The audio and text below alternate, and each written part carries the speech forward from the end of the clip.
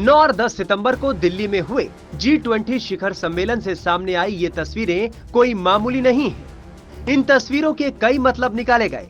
एक तरफ सऊदी अरब के क्राउन प्रिंस मोहम्मद बिन सलमान है, तो दूसरी तरफ अमेरिका के राष्ट्रपति जो बाइडेन।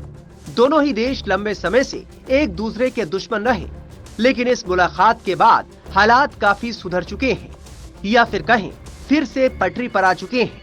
प्रधानमंत्री नरेंद्र मोदी ने G20 सम्मेलन के दौरान दोनों की गर्मजोशी से मुलाकात करवाई, हाथ मिलवाया। सऊदी अरब और अमेरिका की दुश्मनी दोस्ती में बदल गई। इस दोस्ती की बदौलत अब सऊदी अरब अमेरिका के साथ साथ उसके एकदम खास इजराइल से भी फिर दोस्ती करने जा रहा है।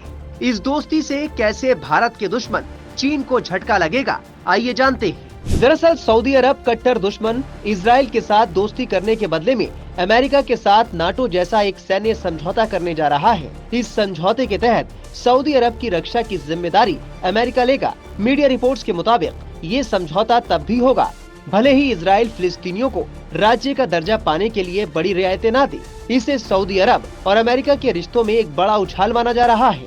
दरअसल चीन की कोशिश खाड़ी देशों में अमेरिका की जगह लेने की थी। इसके लिए चीन ने सऊदी अरब और ईरान के बीच दशकों से चली आ रही दुश्मनी को भुलाकर दोस्ती भी कराई थी। बताया जा रहा है कि सऊदी अरब और अमेरिका के बीच होने वाला रक्षा समझौता कुछ हद तक नाटो की तरह होगा। कहा जा रहा है कि अमेरिका सऊदी अरब को एक प्रमुख गैर नाटो सहयोगी के तौर पर नामित कर किसी भी समझौते को अमली जामा पहना सकता है। हालांकि अमेरिका ने इजराइल को ये दर्जा पहले ही दिया हुआ है। बताया जा रहा है कि अगर सऊदी अरब को अपने तेल साइटों पर 14 सितंबर 2019 की तरह मिसाइल हमलों का सामना करना पड़ा, तो वो अमेरिकी सुरक्षा के बाध्यकारी आश्वासन से कम पर समझौता नहीं करेगा। इस हमले ने पूरी दुनिया में तेल बाजार को हिलाकर रख दिया था। अमेरिका और सऊदी अरब ने इस हमले को लेकर ईरान को दोषी ठहराया था।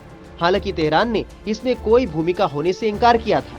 ऐसे में अगर दोबारा हमला होता है तो सऊदी अरब की रक्षा के लिए अमेरिका को सैन्य कार्रवाई करनी होगी, यानी अमेरिका इस मामले में सऊदी अरब का पूरा साथ देगा।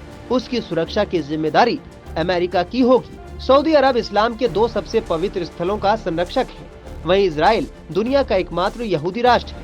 ऐसे में इन दोनों देशों के बीच दोस्ती को जो बाइडेन आगामी चुनाव साल में एक बड़ी कूटनीतिक जीत के तौर पर पेश करना चाहते हैं। इसके अलावा अमेरिका को आसानी से मध्य पूर्व से चीन को बाहर करने का भी मौका मिल जाएगा। चीन तेजी से खाड़ी देशों में अपने प्रभाव का विस्तार कर रहा है। वो कई खाड़ी देशों को बड़े पैमाने पर हथियार भी बेच रहा है। इससे अमेरिका के लिए टेंशन काफी ज्यादा बढ़ गई है। दरअसल चीन की कोशिश मध्य पूर्व के सबसे बड़े खिलाड़ी सऊदी अरब को अपने पाले में करने की थी। इसके लिए चीन ने एड़ी चोटी का जोर लगाकर सऊदी अरब और ईरान के बीच समझौता भी कराया था। बता दें कि सऊदी अरब ईरान को अपने अस्तित्व के लिए खतरे के तौर पर देखता है। इस्लामिक देश ईरान और इजराइल एक दूसरे के कट्टर दुश्मन हैं, जबकि सऊदी अरब सारी दुश्मनियां भुलाकर इजराइल के सामने दोस्ती का हाथ बढ़ा रहा है। इस पूरे खेल में सबसे ज्यादा नुकसान चीन का होने जा रहा है, जबकि सबसे बड़ी जीत अमेरिका की। Times now of Bharat digital की रिपोर्ट।